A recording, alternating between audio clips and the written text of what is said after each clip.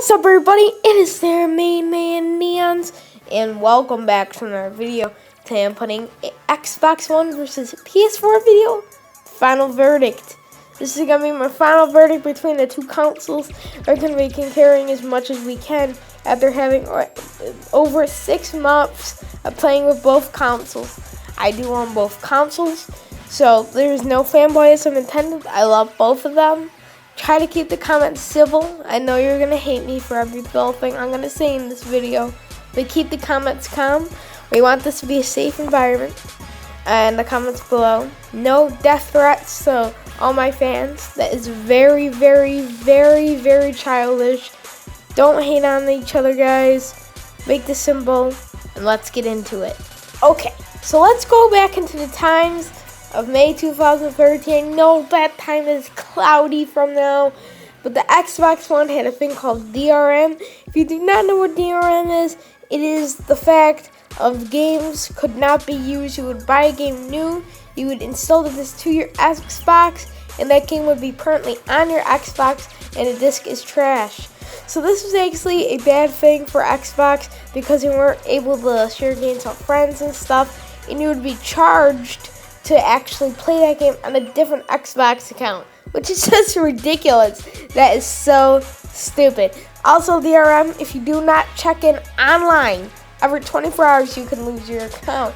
So say your power goes out for a day or two, you're screwed. Your Xbox account is gone. Yeah, it's pretty crazy. And people that do not have internet could not play Xbox One because it's required online. So they came to their senses, and yeah, they got rid of it, so that's pretty good. So let's get on to the controllers. Yeah, the beautiful controllers. See, the Xbox One controller, I prefer the Xbox One controller, okay? Because I love the new D-pad, I love the joysticks, how they're designed. I adore the new triggers, the rumble trigger is so great. Yeah, Sony has it in for them with the new touchpad on their Sony controller.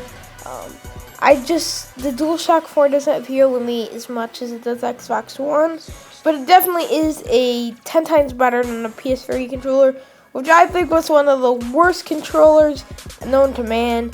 The triggers were terrible, the joysticks just seemed not to stick too much, and it didn't appeal to me. It just seems like the touchpad isn't used enough in games.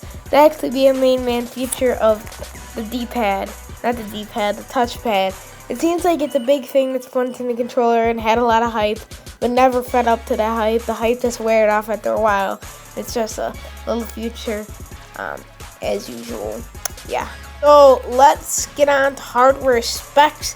As we can see, the PS4 does have a higher, a very slight pinch higher than the Xbox One's hardware, which is highly unnoticeable unless you have a geek skill that will pile up over the Xbox One, but it is unnoticeable by the eye, so it really doesn't matter. Graphics comes to Common Core games, core games that are on Xbox One and PS4 stream 1080p, and exclusives on Xbox One are usually 900p, 1080p on Xbox and PS4. So pretty much the same, maybe 100p less than Xbox One. But these images show they are very alike. Yeah. So I don't get into too many arguments about this. The price is $100 more on Xbox One because the Kinect is included. PS4 is an optional buy for the PlayStation Eye. So yeah, let's get that out of the way. Guys, so that's it. What console do you think is better? Xbox One or PS4? I prefer neither. Keep the comments subtle, and I'll see you in the next video.